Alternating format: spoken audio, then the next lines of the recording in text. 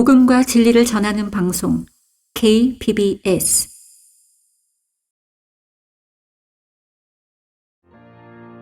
신실한 하나님의 종들의 설교, 강단의 거성. 지난 세대로부터 숨겨진 신비, 그 신비가 무엇일까요?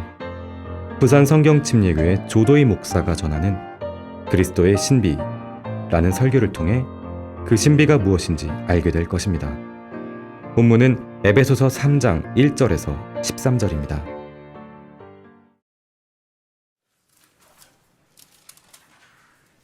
네, 오전에 살펴볼 하나님의 말씀은 에베소서 3장입니다.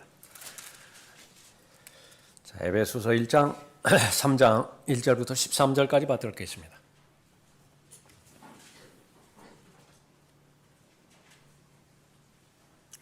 이런 까닭에 나 바울은 너희 이방인들을 위하여 예수 그리스도의 죄수가 되었으니 과연 너희를 위하여 내게 주신 하나님의 은혜의 경륜을 너희가 들었을진데 이것은 그분이 계시로 내게 신비를 알게 하신 것이며 내가 전에 간략하게 쓴 것과 같으니 너희가 이를 때 거기서 그리스도의 신비 안에 있는 나의 지식을 이해하게 되리라.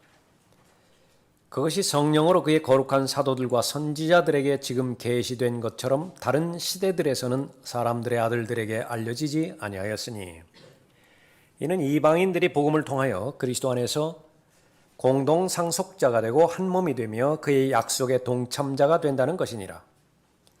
이로써 그분의 능력이 효과적으로 역사하신 대로 내게 주신 하나님의 은혜의 선물을 따라 내가 이 복음의 일꾼이 되었노라. 모든 성도들 가운데서 가장 작은 자보다도 더 작은 나에게 이 은혜를 주신 것은 이방인들 가운데 헤아릴 수 없는 그리스도의 풍요함을 전파하게 하려는 것이라. 또 예수 그리스도를 통하여 만물을 창조하신 하나님 안에서 세상이 시작될 때부터 감추어져 왔던 신비의 교제가 무엇인지 모든 사람에게 알게 하려는 것이니 이는 이제 교회를 통하여 천상에 있는 정사들과 권세들에게 하나님의 다양한 지혜를 알게 하려는 것이라. 이것은 하나님께서 그리스도 예수 우리 주 안에서 계획하신 영원한 목적에 따른 것이니라. 그 안에서 우리가 그분을 믿음으로 담대함과 확신을 가지고 나아가느니라. 그러므로 너희가 너희로 인한 나의 환난들 때문에 낙심하지 않기를 내가 바라노라. 그것은 너희의 영광이니라. 자, 그리스도의 신비라고 하는 제목으로 말씀드리겠습니다.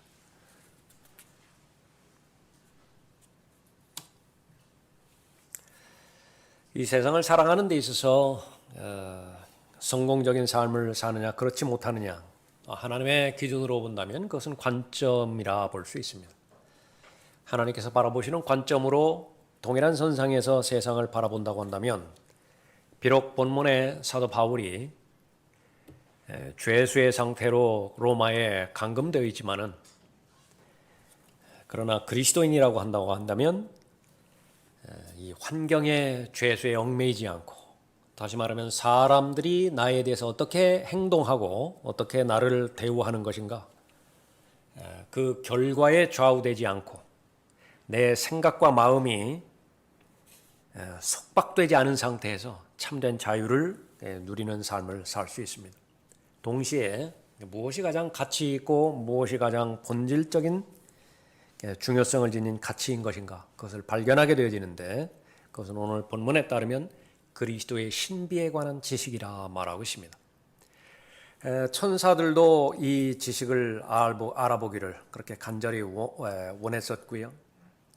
또 구약의 선지자들 모두가 다 이 사실들을 알기를 바랐지만은 그러나 하나님의 은혜 가운데서 하나님의 복 가운데서 바로 그리스도인들에게 사도 바울을 통하여 계시해 주신 진리의 지식입니다.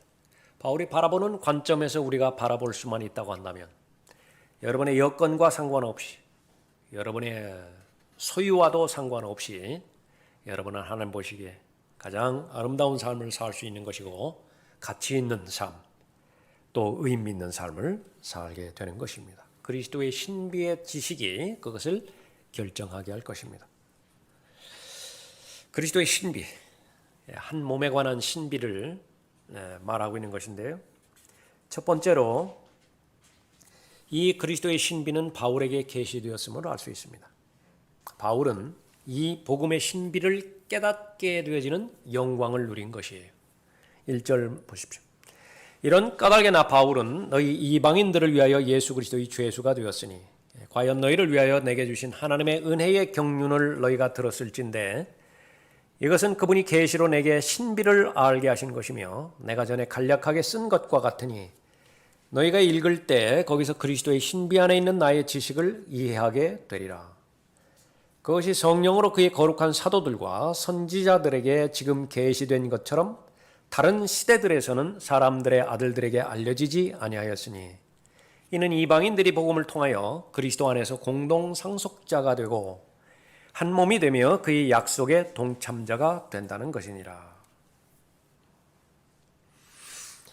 바울은 계시로 그리스도의 신비를 깨달았다 그렇게 말하고 있습니다. 내게 주신 하나님의 은혜의 경륜이라 그렇게 말하고 있는데 이것은 다른 말로 하면 간단하게 말하면 하나님의 은혜가 내게 주어졌다 그렇게 말하는 것입니다. 8절에서도 같은 말을 언급하고 있죠. 모든 성도들 가운데서 가장 작은 자보다도 더 작은 나에게 이 은혜를 주신 것은 은혜를 주셨다라고 하는 말이 은혜의 경륜이 맡겨졌다 그렇게 언급하고 있습니다. 그러니까 그것은 무엇이냐면 이방인들 가운데 헤아릴 수 없는 그리스도의 풍요함을 전파하게 하실 목적이었다 말씀하고 있죠. 하나님께서 은혜를 베푸셔서 바울을 구원해 주셨습니다. 구원의 목적은 다른 사람에게도 동일한 하나님의 은혜가 필요한데 그 전달자로서 전파자로서 바울을 사용하시겠다 말씀하신 것이죠. 바로 하나님의 일꾼이고 하나님의 청지기이고 또 하나님의 사역자로 불러주신 것입니다. 그러므로 사람들이 우리를 그리스도의 일꾼이며 하나님의 신비들을 맡은 청지기로 여기게 하라. 청지기, 스튜어드. 비행기 타면 그 똑같은 직분을 맡은 사람이 있죠. 짐을 맡은 사람이 있는가 하면 하나님의 신비들을 맡은 사람이 있습니다. 하나님께서 선택하셨고 하나님께서 불러주셨습니다. 하나님께서 바울을 선택하셨을 때에 이방인들에게도 반드시 이 은혜의 복음이 전파되어야 되는데 바울은 그 역할, 그 책임이 주어진 것입니다. 그러나 형제들아 내가 너희에게 어떤 부분은 아주 담대하게 썼으니 이는 하나님께서 내게 주신 은혜로 인하여 너희로 생각나게 하려 함이라. 이는 나로 이방인들을 위한 예수 그리스도의 일꾼이 되게 하시어 하나님의 복음을 수행하게 하심으로써 이방인들을 제물로 드리는 일이 성령으로 거룩하게 되어 받으실 수 있도록 하심이라. 고린도전서 15장 15절 16절 말씀입니다. 이방인을 위한 예수 그리스도의 일꾼이 되게 하셨다. 그 목적은 하나님의 복음을 수행하게 하시는 것입니다. 하나님의 일은 말로 이루어지지요. 바울은 이 불러주신 하나님의 말씀대로 신실하게 그 사역을 잘 담당했습니다. 내 아들아 그러므로 너는 그리스도 예수 안에 있는 은혜 가운데서 강건하라. 은혜를 남용하지 않으면 은혜 가운데서 강건한 것입니다. 은혜의 목적을 잊지 않으면 은혜 가운데서 강건한 삶을 사는 것이지요. 목적은 무엇입니까? 그리고 내가 많은 증인들 가운데서 내게 들은 것들을 신실한 사람들에게 맡기라. 무엇을? 들은 것들을. 하나님의 말씀이죠. 은혜의 복음입니다. 그들이 또 다른 사람들을 가르칠 수 있으리라. 여러분은 평생 동안 계속 배워야 되는 사람이고요. 죽을 때까지 해야 되는 일이 배우는 일이에요. 동시에 하나님 앞에 간구해서 여러분은 가르치는 사람이 되어야 됩니다. 다른 사람에게 전달해 주는 사람이 되는데 무엇을 전달해 줘야 되는 것이냐? 없는 것을 전달해 줄 수는 없어요. 여러분들이 이미 가지고 있는 것이 있다고요. 그래서 배달 사고를 내면 안 됩니다. 분명히 배달하라고 했다. 10개를 주었으면 그 가운데 내가 취할 것 취하고 나머지 것들은 흘려보내라. 흘려보내지 않으면 요단강을 받아들이기만 하는 사해의 운명을 맞이하게 되는 것이요. 흘러가는 곳이 없으니까 그것은 죽은 바다가 되는 것입니다. 얼마나 그 가스가 독했던지 그 사해 위를 날아가는 새들 가운데서 기절하는 새도 있는 것이에요. 이 사역을 바울 스스로가 선택한 것이 아닙니다. 스스로 자신을 임명한 것이 아니에요. 하나님께서 바울을 임명하셨습니다. 나는 내게 능력 주신 그리스도 예수 우리 주께 감사하노니 이는 그분께서 나를 신실하게 여기셔서, 하나님께서 바라보시는 것은 신실한 기준 하나입니다. 탁월하냐 그렇지 못하느냐, 능력이 많으냐 그렇지 못하느냐, 그것은 별개의 문제예요. 하나님께서 바라보시는 것은 신실하게 여기시는 것입니다. 신실하게 여기셔서 내게 직분을 맡기심이라. 이 바울이 과거에는요, 어떠한 스펙도 인정받을 스펙이 없어요. 전에는 내가 하나님을 모독하는 자요, 박해하는 자요, 중상하는 자였으나 오히려 자비를 입은 것은 내가 믿지 아니하였을 때 모르고 행하였음이라. 하나님께서 이 부분을 용납해 주신 것입니다. 지난날 무직 가운데서 행했던 날들이에요. 다 덮어주십니다. 구원받기 이전에 내가 어떻게 살았느냐, 그것은 하나님께서 따지지도 않으시고 물으시지도 않으십니다. 들추어 보이지도 않으세요. 그건 다 덮는 것이에요. 문제는 쟁기를 손에 잡았다고 한다면 이제 앞만 보면 되는 것입니다. 뒤 돌아볼 필요가 없는 것입니다. 하나님의 은혜로만 이루어졌다라고 고린도전서 15장 10절에서 말씀하고 있죠. 그러나 하나님의 은혜로 지금의 내가 되었고 또 내게 주신 그분의 은혜가 헛되지 아니하여 그들 모두보다 내가 더 많이 수고하였으나 그것은 내가 아니요 나와 함께 하신 하나님의 은혜로다. 그리스도의 신비가 바울에게 계시되었습니다. 바울이 받은 영광 가운데서 가장 큰 영광은 복음의 신비를 깨달은 것이 하나님께서 보여주셨던 것이죠. 바울은 이제 의무감 가운데서 살아가는 사람이 되었습니다. 책임지는 사람으로 나머지 생을 살아가게 되었는데 그 강한 의무는 복음을 전파하는 의무였어요. 예수 그리스도께서 나를 위해서 죽으셨습니다. 묻히셨고 성경의 예언대로 셋째 날에 죽은 자들로부터 부활하셨어요. 그것이 나에게 진리가 된 것입니다. 나에게 진리가 된 이 진리는 모든 사람에게도 진리가 될 수 있죠. 세 가지 사실만 마음으로 받아들이면 그 복음이 그 사람에게 진리가 되는 것입니다. 성령 하나님께서 내가 죄인이라고 하는 사실을 알려주셨을 때 내가 인정하는 것입니다. 육신의 부모로부터 출생하게 될 때 죄의 씨를 가지고 죄의 유전자를 가지고 태어나게 되어지는 거죠. 그 상태로 죽게 되었을 때에 하나님의 심판과 지옥의 형벌에 대한 경고를 준엄하게 받아들이는 것입니다. 죽음으로 모든 것이 끝나는 것이 아니에요. 죽은 다음 하나님의 심판을 받게 되어지는 것인데 무엇을 심판받는 것인가? 지금까지 하나님 앞에 저질렀던 모든 죄악들, 특히 마음으로 지었던 모든 죄악들, 그것이 공개적으로 낱낱이 드러나는 것입니다. 어떤 누가 하나님의 심판을 견딜 수가 있겠습니까? 아무도 없다고요. 그 사실에 입각해서 예수 그리스도께서 보혈을 십자가에 흘려주셨을 때에 나의 모든 죄가 용서되고 나의 모든 죄가 다 제거된 것이죠. 그 사실을 마음으로 믿으면 구원받는 것입니다. 입으로 시인하면 구원받는 것이에요. 이것이 복음입니다.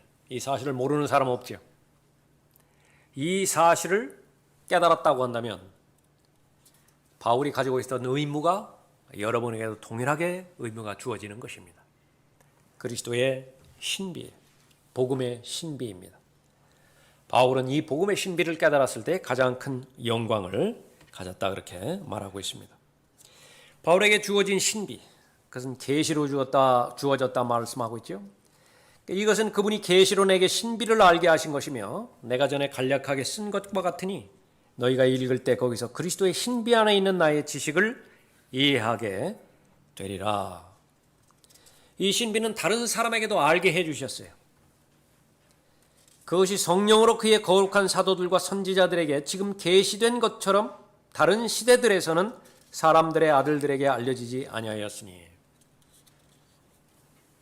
하나님께서 바울에게 주신 은혜, 다른 시대들에서는 알려지지 않았지만은 이제는 바울을 통해서 알려지게 하신 것입니다. 무엇을 알려주게 하신 것인가? 그리스도의 몸이에요. 그리스도의 몸의 실체가 무엇이냐? 예수님께서 갈보리 십자가에서 보혈을 흘려주심으로 인해서 속죄의 일을 완성하셨죠. 그것은 그리스도의 몸이 형성되어지는 기반이 마련된 것입니다. 그런데 갈보리에서 이미 그리스도의 몸이 형성되었음에도 불구하고 사도행전 1장부터 사도행전 7장까지 그 사이에 사도들과 선지자들이 있었는데 알려지지 않았어요. 사도행전 8장을 거쳐서 사도행전 9장에서 가서야 사도 바울이 구원을 받죠. 다마스커스로 가는 도중에 예수님 만나서 구원을 받는 것이에요. 그러나 그리스도의 몸은 이미 사도행전 2장에서 오순절 때에 성령께서 강림하심으로 인해서 그리스도의 몸이 형성되었어요. 그 전에 마태복음 18장에 의하면 지역교회가 형성이 되었습니다. 그러나 그 지역교회에 형성됐던 조직원들은, 구성원들은 유기체가 아니에요. 사도행전 2장에 와서 성령께서 강림하심으로 인해서 그리스도의 몸 안으로 다 들어가게 된 것이지요. 이 그리스도의 몸, 이제 예수 그리스도의 육신적인 몸이 영광으로 들어감으로 인해서 비로소 완전히 형성이 되었던 것입니다. 이 그리스도의 몸은 구약에는 예언되지 않았습니다.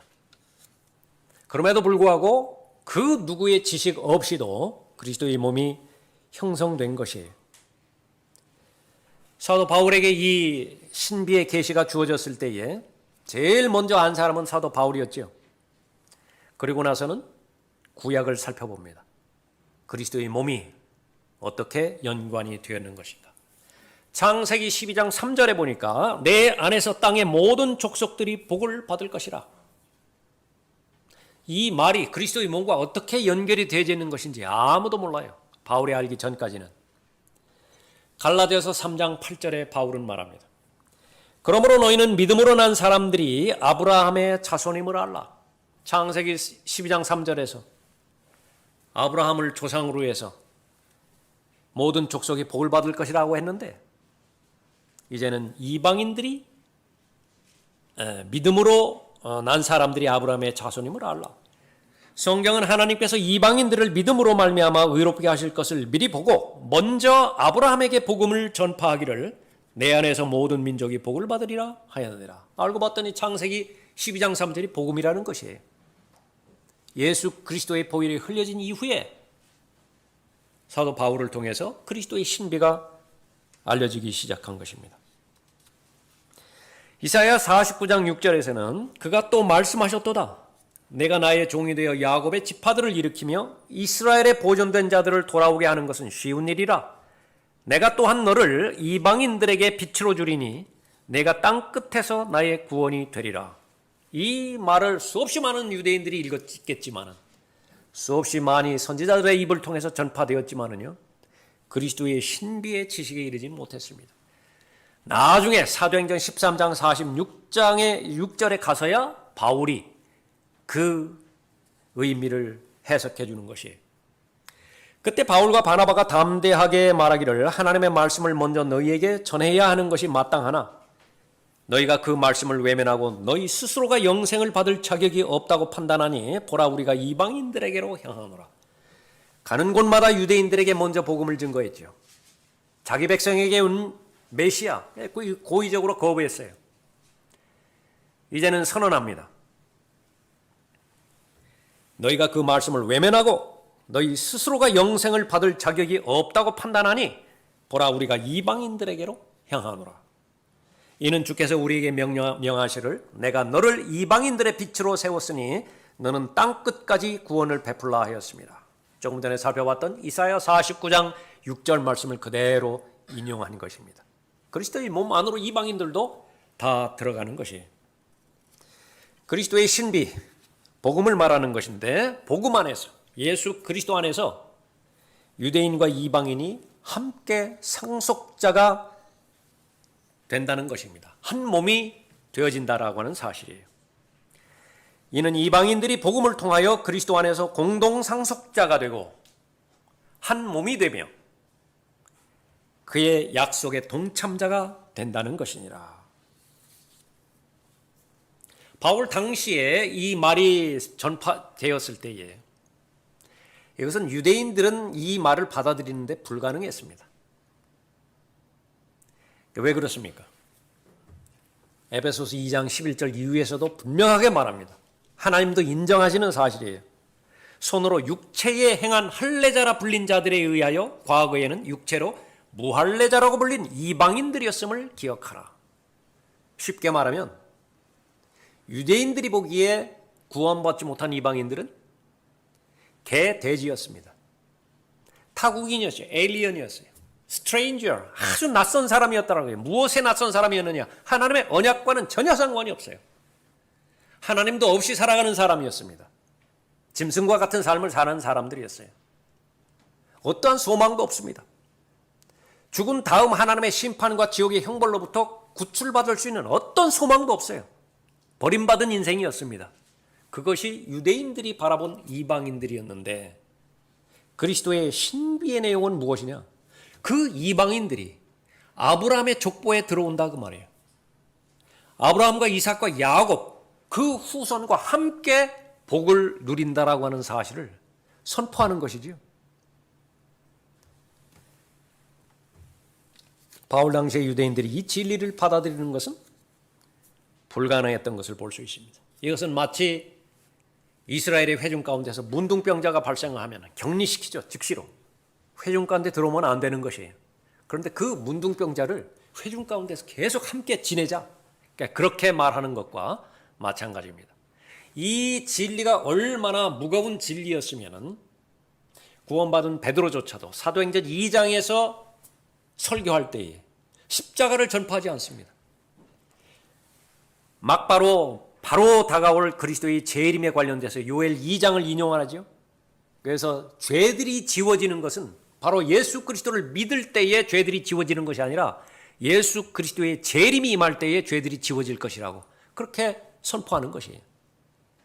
사도행전 3장을 거쳐서 4장을 거쳐서 10장까지 오죠. 분명히 하나님께서 이방인들의 구원에 대한 계획으로 하나님께서 베드로에게 하늘에서 보자기, 네 귀퉁이를 맨 보자기에다가 더러운 짐승을 내려보내죠. 잡아먹으라고. 이방인들을 말하는 것입니다. 사도행전 2장에서 오순절이 시작돼서 그리스도의 몸이 형성되고 한참 지났음에도 불구하고 베드로조차도 모르는 것이에요. 그 사실을.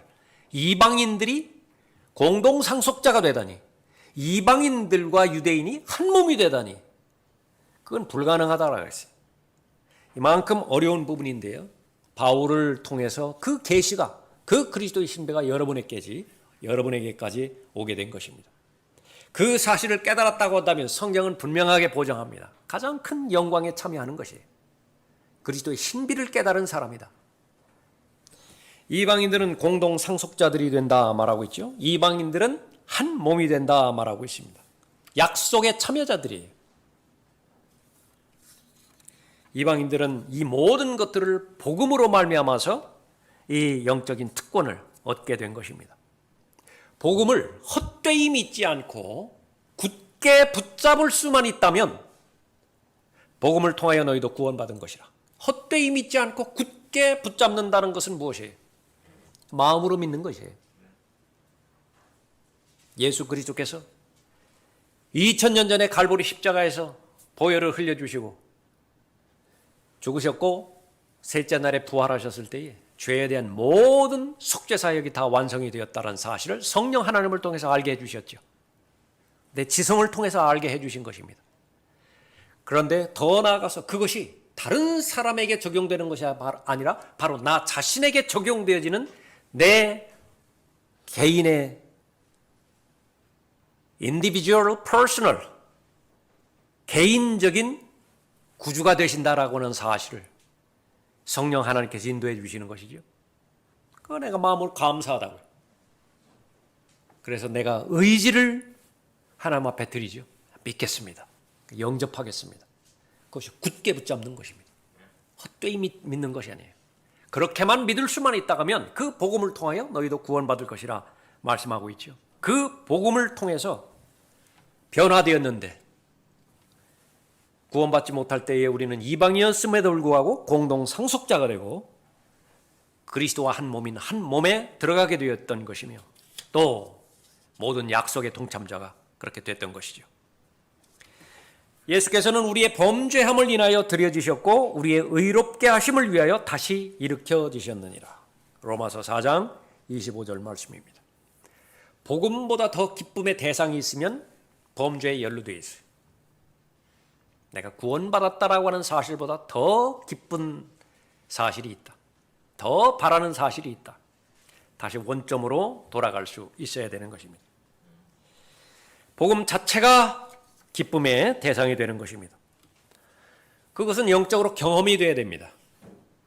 복음을 경험한 사람, 그 사람의 특징은 복음 하나만으로 만족해요. 그것이 하나님을 경험한 사람이기도 합니다. 주 없이는 살 수 없습니다. 주님 한 분만이면 한 분으로만 내가 만족한다라고 하는 고백을 알게 되는 거죠. 누가 그렇게 고백을 할 수 있는 것이냐? 복음을 깨달은 사람이에요. 그래서 이 부분은 계속해서 여러분의 기도의 제목이 될 것입니다. 복음 하나로 인해서 만족하지 못하다고 한다면 아직까지 깨달은 부분이 아니에요. 그 부분을 위해서 하나님 앞에 도움을 요청하는 것입니다. 그렇게 될 때에 더 이상 환경을 탓하지 않습니다. 사람에게 종속되지 않아요. 사람이 던진 말 한마디에 대해서 내 생각과 내 마음이 속박되지 않습니다. 나는 자유로운 사람이에요. 3장 1절에서도 예수 그리스도의 죄수가 된 바울이라고 그렇게 고백했던 것처럼 바울은 더 이상 로마의 죄수가 아니에요. 바울은 더 이상 유대인의 죄수가 아니에요. 바울은 오직 예수 그리스도의 죄수일 뿐이에요. 다시 말하면 모든 일어나는 현상들, 모든 일어나는 환경들, 그것은 예수 그리스도께서 반드시 통제하신다라고 하는 신념 가운데서, 확신 가운데서 하루하루를 걸어가고 있는 것이죠.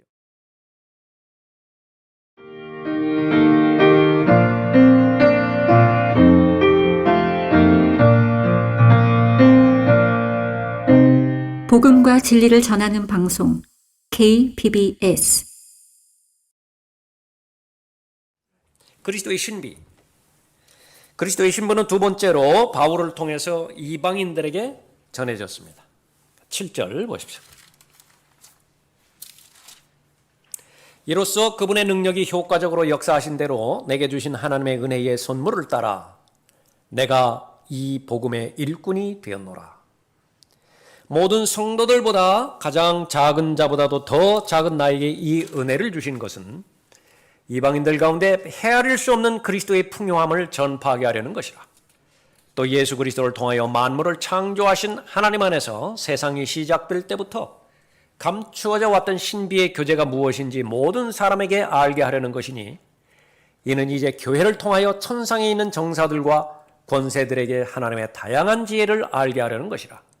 이것은 하나님께서 그리스도 예수 우리 주 안에서 계획하신 영원한 목적에 따른 것이니라. 바울은 복음을 깨닫는 영광을 경험하게 되었고요. 동시에 이 복음을 위하여 일하게 된 특권, 그것을 가장 큰 영광으로 삼았습니다. 어차피 한 번뿐이 없는 인생인데 영원하신 하나님께서 나를 지목하셨고 나를 불러주셨고 나를 구비시켜 주셔서 하나님께서 하셔야 될 그 일을 나에게 맡기신 거예요. 그 일을 위해서 필요한 모든 필요들, 조건들을 하나님께서 다 공급해 주셨죠. 그보다 더 큰 영광이 없다고 고백하는 것입니다. 바울은 이방인의 일꾼으로 부름을 받았습니다. 이로써 그분의 능력이 효과적으로 역사하신 대로 내게 주신 하나님의 은혜의 선물을 따라 내가 이 복음의 일꾼이 되었노라. 하나님께서 하나 보여주셨을 때 내가 믿었습니다. 그 믿음은 죽은 믿음이 아니라 산 믿음으로 입증해 드렸어요. 하나님께서는 또 하나 보여주십니다. 계단으로 치면 한 단계, 한 단계, 한 단계, 한 단계 올라가는 것입니다. 속도는 중요하지 않아요. 방향이 결정적입니다. 하나님께서 말씀하신 올바른 방향 가운데서 내가 할 수 없는 것을 하나님께서 하라고 요구하신 하나님이 아니기에 나는 할 수 있는 대로 최선을 다해서 하나님께서 맡겨주신 일들을 잘 감당하죠. 처음에는 의무감 가운데서 행합니다. 경배가 바로 그런 부분이었어요. 성경 읽기조차도 의무감 가운데 있었습니다. 기도 마찬가지고요. 그러나 그 의무가 하나님 앞에 순종한 결과 영광으로 바뀌어집니다. 너무나 만족스럽죠. 하나님께서 인정하시고 하나님께서 말씀하신 것을 실행했을 때 그 어떤 것도 후회가 없습니다. 그것만큼은 너무나 잘한 거예요. 그것만큼은 너무나 잘한 것입니다. 성령께서 보장해 주십니다. 그 모든 것들은 영생과 연관이 되어진 부분이라고요. 이 땅에서는 성령의 열매를 맺을 것이고요. 거기서 끝나는 것이 아니라 다가오는 그리스도의 심판세계에는 상과 유업과 보상으로 5가지 면류관으로 예표되어지는 상속으로 통치권으로 다 연결이 되어질 것입니다. 다른 것들은 비교의 대상이 안 되는 것이죠.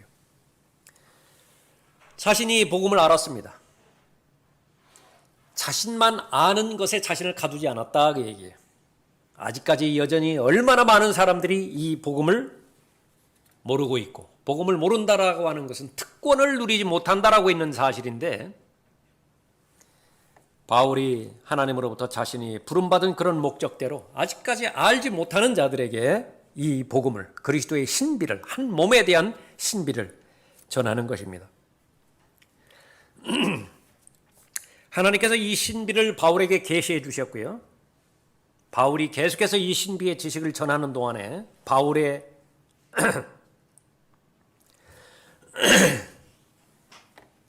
이 신비의 지식에 동참했던 사도들이 동일하게 바울이 전했던 그 은혜의 복음을 전했죠. 베드로, 야고보, 요한 이런 사람들에게도 계속해서 확산이 되었던 것입니다. 복음의 일꾼으로 하는 일은 무엇인가?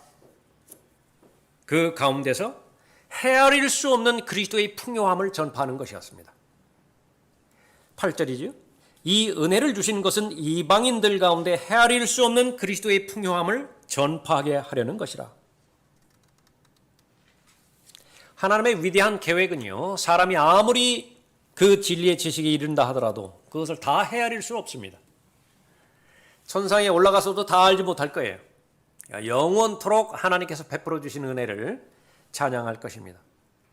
하나님으로부터 넘치는 사랑을 받은 사람이죠. 사랑받을 만한 대상이 아니었다고요. 우리의 관점에서는 가치가 있을 때 친구 삼는 거 아니겠어요? 우리가 볼 때에는 가장 온전한 사람을, 온전한 아이를 입양하는 거 아니겠어요? 그러나 하나님의 관점은 그런 관점이 아니었어요. 만약에 그런 관점이었다고 한다면 여러분 가운데 구원받을 수 있는 사람은 아무도 없습니다. 이 자리에 앉아있을 자격이 있는 사람은 아무도 없어요. 우선 가장 연약했습니다. 하나님으로부터 인정받는 일을 해야 되는데 그 일을 행하기에는 너무나 무능했어요. 선을 행하는 자가 없어요. 아무리 찾고 봐도 단 한 사람도 없습니다. 하나님 보시기에 원수였습니다. 진노의 자녀였고요. 지옥의 자식으로 태어났습니다. 마귀의 자식으로 이 땅에 태어나서 일생 동안 하는 것이 하나님의 말씀에 대적하는 것이었습니다. 반면에 마귀가 던져주는 거짓말은요, 그렇게 코드가 잘 맞을 수가 없어요. 이 세상의 풍조를 따라서 그렇게 자랐었죠. 그러나 그러한 것을 고려하지 않았습니다. 묻지 않으세요. 조건을 따지지 않습니다. 조건 없이 우리를 일방적으로 사랑하셨습니다. 하나님으로부터 나오는 그런 사랑으로 우리를 사랑해 주신 것이죠. 헤아릴 수 없는 그리스도의 풍요함입니다. 하나님께서 우리를 그리스도 안에서 선택해 주셨습니다. 예수 그리스도를 믿을 수만 있다고 한다면, 그러나 그 믿을 수 있는 믿음마저도 하나님께서 선물로 주셨죠. 그것을 거부하지 않고 예수 그리스도를 믿을 수 있는 믿음으로 하나님 앞에 감사드렸다고 한다면 하나님께서 선택하신 것입니다. 하나님의 아들로 입양시켜 주시기로 선택하셨고요. 나중에는 아들의 형상과 일치시키기로 그렇게 선택해 주셨죠. 모두가 다 예수 그리스도가 되는 거예요. 그것을 어떻게 헤아릴 수 있겠습니까? 기록된 대로 헤아릴 수 없는 그리스도의 풍요함을 이방인들에게 전파하는 것입니다. 우리가 구원받은 것은 예수 그리스도의 보혈로 구원받았죠. 짐승의 피로 구원받은 것은 한계가 있습니다. 영원히 보장되지 않아요. 그러나 하나님의 피인 예수 그리스도의 피로 구속받은 하나님의 자녀들에게는요, 그 구원이 영원히 보장되는 것이에요.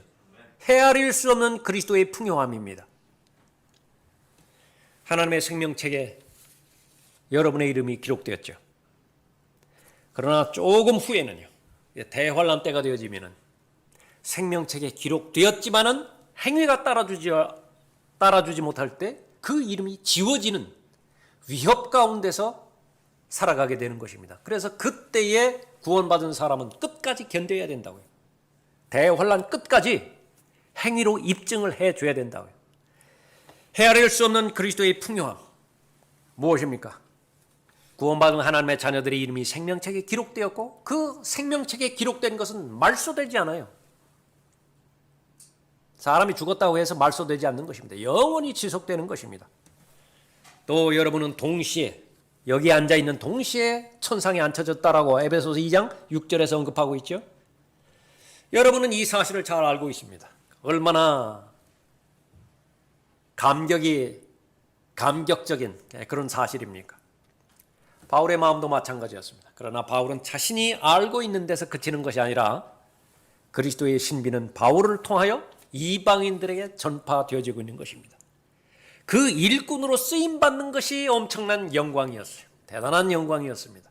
그러니까 여러분도 그 똑같은 영광을 그렇게 받기를 바라는 것입니다. 그리스도의 신비, 이 그리스도의 신비는 교회를 통해서 영적인 존재들까지도 알려진다 말하고 있습니다. 이는 이제 교회를 통하여 천상에 있는 정사들과 권세들에게 하나님의 다양한 지혜를 알게 하려는 것이라. 이것은 하나님께서 그리스도 예수 우리 주 안에서 계획하신 영원한 목적에 따른 것이니라.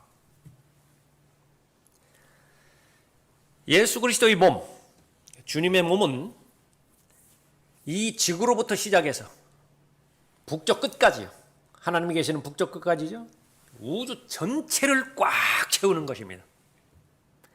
예수 그리스도는 창조주 하나님이세요. 골로새서 1장에 의하면 물리적인 우주를 예수 그리스도께서 다 창조해 놓으셨어요. 거기에서 그치지 않고 그리스도의 신비라고 하는 영역으로 들어가면 이 영적인 창조까지도 완성해 주셨습니다. 그래서 물리적인 세상과 영적인 세상이요 통일이 되는 거예요. 일치가 되는 것입니다. 그 안에서 하나가 되는 것이에요. 우리가 다 이해하지 못합니다.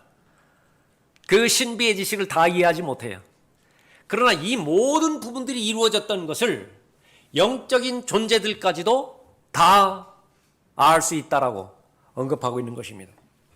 모든 성도들과 함께 그 너비와 길이와 깊이와 높이가 얼마인가를 깨달을 수 있게 해주시며, 에베소서 3장 18절 말씀인데 이 우주를 말하는 것입니다. 우주의 길이와 너비와 깊이 높이 얼마인가를 깨달을 수 있게 해주시며, 얼마가 됐든지 간에 그리스도의 몸이 그것을 꽉 채우는 것입니다. 그렇게 되어진다고 한다면 영적인 존재들, 천사들은 물론이고 타락한 영적인 존재들까지도 다 계시가 되는 것입니다. 정사들, 권세들, 이 세상 어둠의 주관자들, 높은 곳들에 있는 영적 악, 모든 것들이 바로 십자가를 통해서 이루어진 그리스도의 신비의 지식을 잘 알게 되는 것이죠. 하나님의 물질적인 창조, 그것은 이제 하나님의 영적인 창조와 연관이 되어지는 것입니다.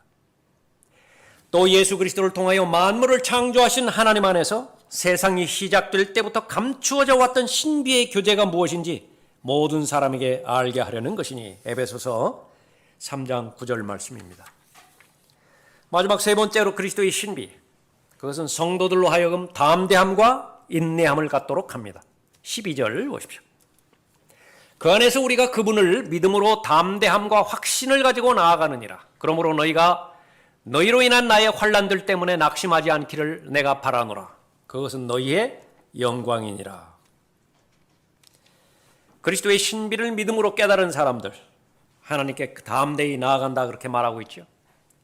은혜의 보좌 앞으로 담대히 나아가는 것은 물론이고 물리적인 영역 가운데서 첫째 하늘 거쳐서 둘째 하늘 거쳐서 셋째 하늘까지 담대히 나갈 수 있는 것입니다. 바로 복음이 그것을 가능하게 했던 것이죠. 성령께서 이것을 통해 보여주시는 것은 첫째 성막이 서 있는 동안에도 지성소로 들어가는 길이 아직 나타나지 않았다는 것이라. 모세를 통해서 성막이 세워졌죠. 솔로몬의 성전이 세워졌죠. 그럼에도 불구하고 셋째 하늘에 있는 지성소로 나아갈 수 있는 길은 마련되지 않았어요. 언제 마련된 것인가? 예수님께서 갈보리 십자가에 달려 돌아가시고 나의 하나님 어찌하여 나를 버리셨나이까? 절규하셨을 때 자신의 생명을 스스로 내어놓으셨죠. 성소와 지성소를 가로막던 그 휘장이 위에서 아래로 분리가 되어버렸죠. 지성소로 들어갈 수 있는 것입니다. 그것이 영적인 영역이라면 그것뿐만 아니라 모든 그리스도인은 첫째 하늘을 거쳐서 둘째 하늘을 거쳐서 이제 휴거 때가 되지면 셋째 하늘에 거하시는 하나님의 보좌 앞으로 담대하게 나아갈 수 있는 것입니다. 그 안에서 우리가 그분을 믿음으로 담대함과 확신을 가지고 나아가느니라. 이 사실을 알고 있다고 한다면 그리스도의 신비를 아는 모든 사람의 특징은요, 낙심하지 않아요. 좌절하지 않습니다. 포기하지 않습니다. 그러므로 너희가 너희로 인한 나의 환난들 때문에 낙심하지 않기를 내가 바라노라. 그것은 너희의 영광이니라. 바울이 당한 환난은 복음을 위해서 고난당하게 된 그런 환난들이었습니다. 그러나 그 환난을 바울은 영광이라고 말을 합니다.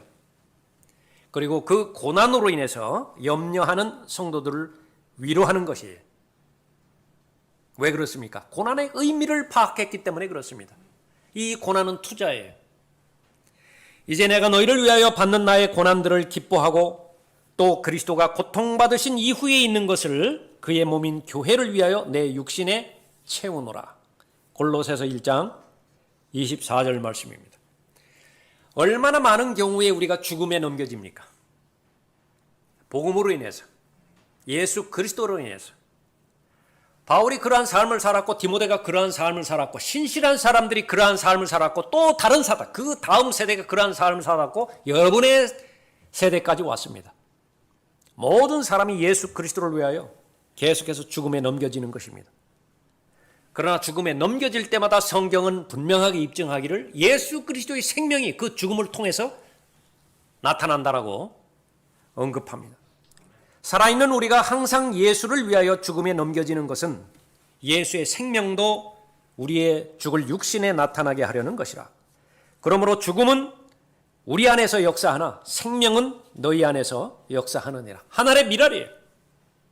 하늘의 밀알이 심겨지죠. 죽는 거예요.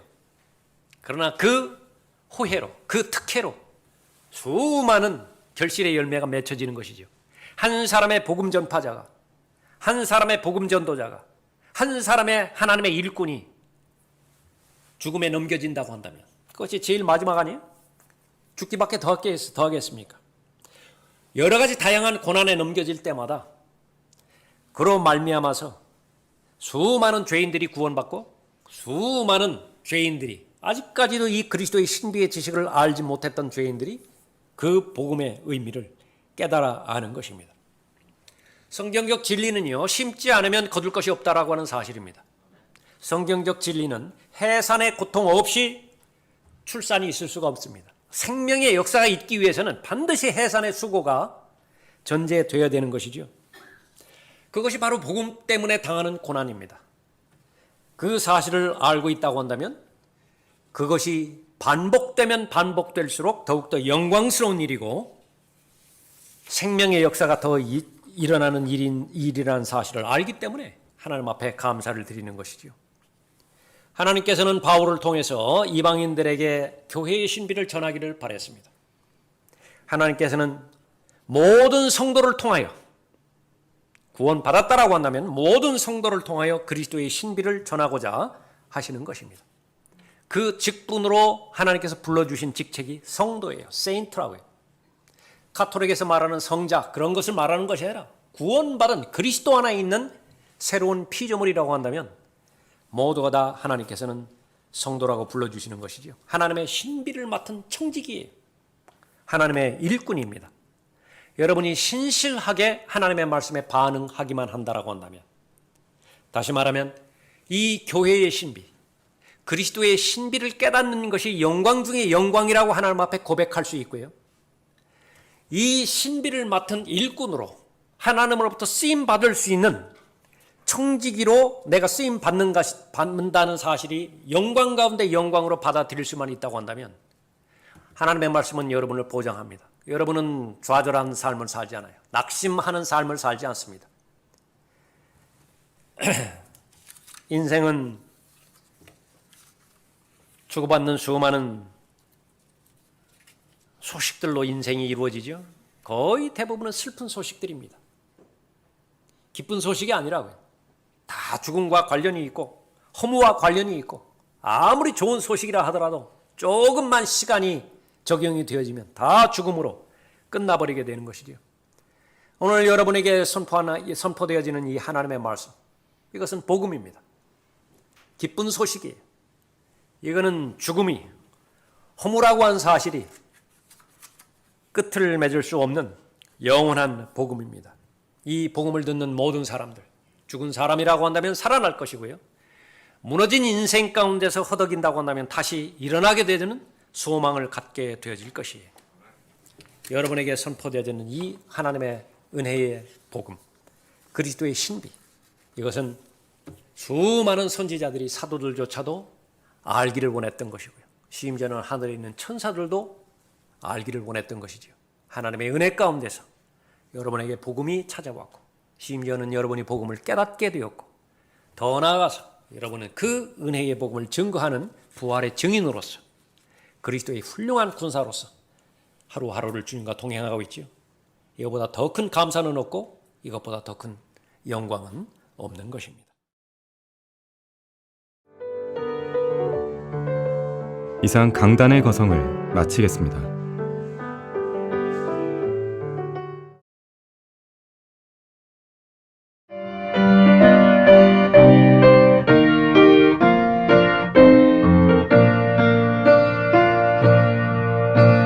복음과 진리를 전하는 방송 KBS